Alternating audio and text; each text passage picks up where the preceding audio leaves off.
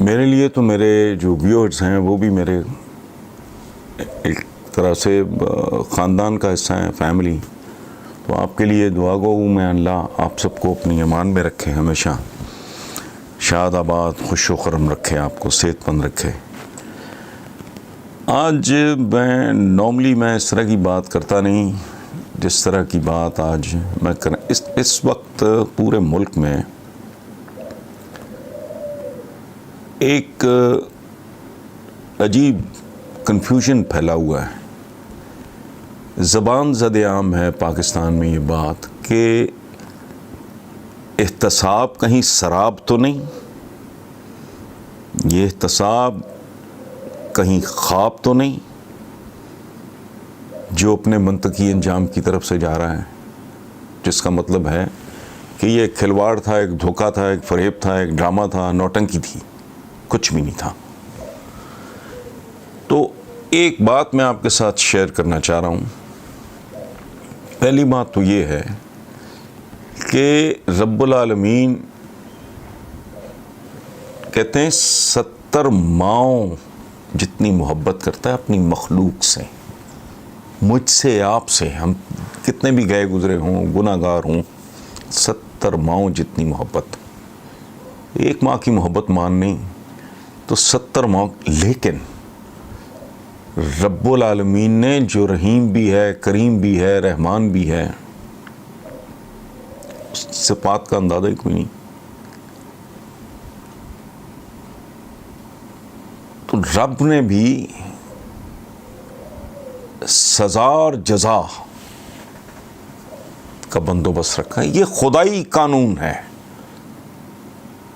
اگر آپ اس کو ریپلیکیٹ نہیں کرتے، اپلائی نہیں کرتے تو وہ معاشرے برباد ہوں گے، تباہ ہوں. اور تباہی یہ نہیں ہوتی کہ بالکل کوئی آتش فشاں پھٹ پڑا، سارا کچھ غرق ہو گیا، غارت ہو گیا. نہیں، یہ مچی ہوئی ہے تباہی. غریب غریب سے غریب تر، امیر امیر سے امیر تر، چھوٹے چھوٹے بچوں کے ساتھ ظلم ہو رہا ہے، زیادتیاں ہو رہی ہیں. ٹھیک ہے، بھائی بھائیوں کی زبانیں کاٹ رہے ہیں اور وہ پیچکس سے آنکھیں نکال رہے ہیں. اچھا،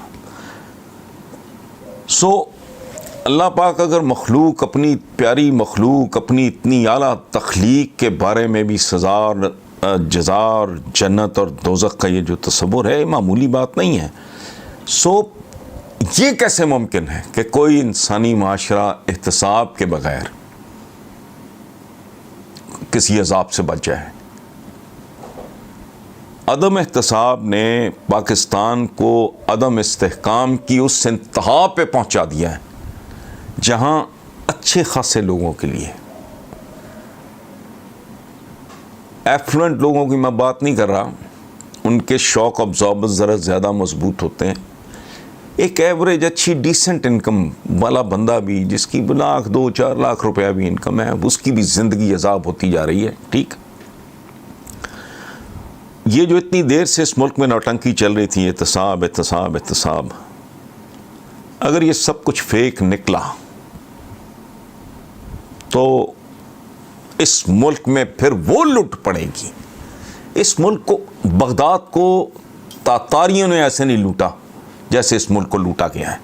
پہلے تصور کریں، ایک مالی بھرتی ہوتا ہے، ایک معمولی سا گورنمنٹ فنکشنری، اربوں کے اس کے اثاثے نکلتے ہیں، اس کی بیسمنٹ سے بیش قیمت گاڑیاں نکلتی ہیں. میں بات کر رہا ہوں وہ کراچی والا جو قائم خانی پتہ نہیں کیا تھا، رئیسانی دیکھ لیں بلوچستان کا، ادھر کے دیکھ لیں بیوروکریٹ، وہ ارب پتی کھرب پتی سے کم ہے ہی کوئی نہیں. اچھا، دوسری طرف دیکھو آپ، کب وہ کتاب لکھی گئی تھی ایکلیز ہیل، ریمنڈ بیکر نامی، اس نے کچے چٹے کھول کے رکھ دیے تھے نواز شریف کے بے نظیر کے. وے بیک، میں ایک زمانے میں وہ کتاب ٹی وی پہ دکھایا کرتا تھا. کوئی کسی کے اندر غیرت ہے، وہ کیوں نہیں اس کو جا کے سو کرتے اس کے رائٹر کو؟ نہیں، پرواہ کوئی نہیں.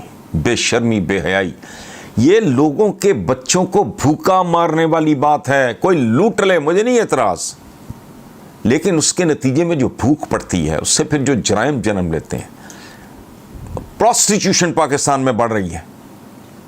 اچھا، وہ قائم خانی اور رئیس خانی ان کے ارب تو چھوڑیں، وہ سینکڑوں ٹیٹیاں اربوں خربوں روپے کی کوئی جواب نہیں ہے.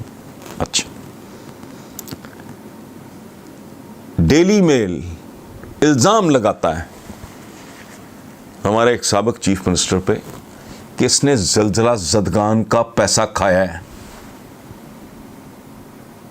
یہ بھائی صاحب بڑے جوش و جذبے سے کہتے ہیں میں کیس کر رہا ہوں، میں خط لکھ دیں، فیک سے خط ادھر ادھر لکھیں. وہ مذاق اڑا رہا ہے پوری قوم کا، اس ملک کا مذاق. وہ کدھر ہو؟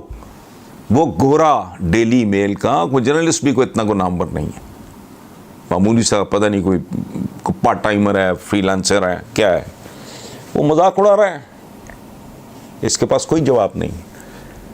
تو اب یہاں تک آنے کے بعد اگر یہ سارا کچھ وائنڈ اپ ہو گیا تو پھر ملک کا اللہ ہی حافظ ہے. ریلوے کی پٹڑیاں بیچ کھائی ہیں ہم لوگوں نے، ریلوے ٹریکس پہ مارکیٹس بنائی ہیں، خربوں کی زمینیں واگزار کرائی گئی ہیں. اچھا، تجاوزات ہیں، ناجائز قبضے ہیں. یہ کیا کلچر ہے؟ تو کیا انجام ہوگا پھر ایک ایسے ملک کا جہاں ایک وے آف لائف، ایک کلچر، یہ وے آف لائف کرپٹ ہونا کوئی ایشو ہی نہیں ہے. تو اس سٹیج پہ یہاں تک لانے کے بعد اگر یہ سارا کچھ ریورس ہوتا ہے تو میرے منہ میں خاک، انجام بڑا بھیانک ہوگا. میں آپ کے ساتھ یہ بات شیئر کر رہا ہوں، میں اس ملک کے جو کرتے دھرتے ہیں ان کی خدمت میں بھی میری گزارش یہ ہے کہ سوچ لو، قوموں کی بھی ایک نفسیات ہوتی ہے. فال آف ڈھاکہ کے بعد یہ اور طرح کی بات میں عرض کر رہا ہوں. فال آف ڈھاکہ، مشرقی پاکستان کے بنگلہ دیش بننے کے بعد لوگوں کے ایمان اٹھ گئے اس ملک کے افراد اور اداروں سے.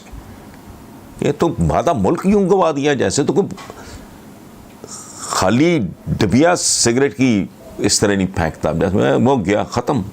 آج کی نسلوں کو شاید علم بھی نہیں ہے.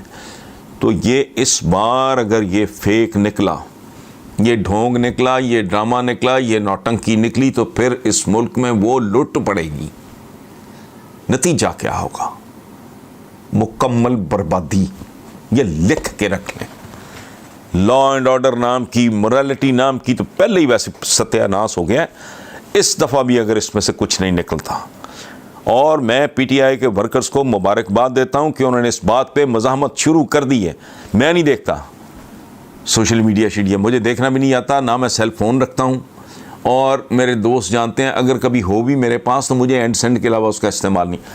مجھے میرے مطابق کی ٹیم نے انہوں نے یہ فیڈ بیک دیا ہے. انہوں نے مجھے بتایا کہ پی ٹی آئی کا ورکر بالکل ایکسیپٹ کرنے کو تیار نہیں ہے کہ اگر کسی قسم کا کوئی ان کو چھوٹ دی جاتی ہے یا کسی بھی آڑ میں، کسی بھی واردات کے نتیجے میں اس کو اگر ریٹارڈ کیا جاتا ہے تو پھر اللہ ہی حافظ ہے.